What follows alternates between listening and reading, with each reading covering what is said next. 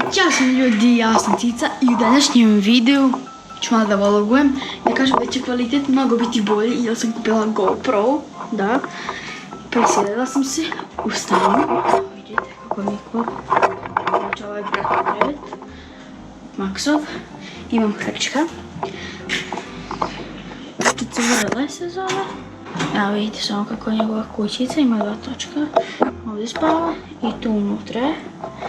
Evo vidite.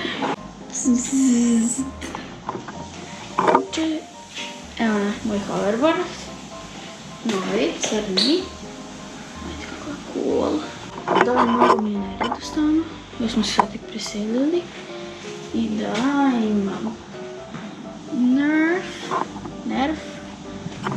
Ogroman televizor, sad ću ja, evo vidim se, ja sam kupaćem inače, moj GoPro, evo vidite me, evo mi ovako, to je televizor ogromni, moja ogromna terasa koja ima bazen, inače ova bušilica tu stoji, ležarski, bazen,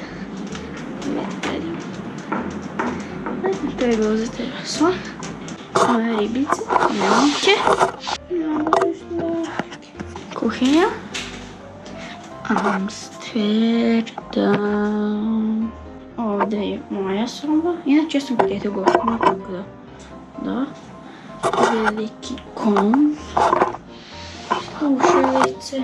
Sve za GoPro. A iza ga njuri GoPro u vodu. Wow! Damo i da idemo u bazen. Evo neki goj. Goj. Što to radiš? Ja sam Maksimo bicikli. Opisala ga kao da je najbolje na svijetu. Ja Maksimo bicikli.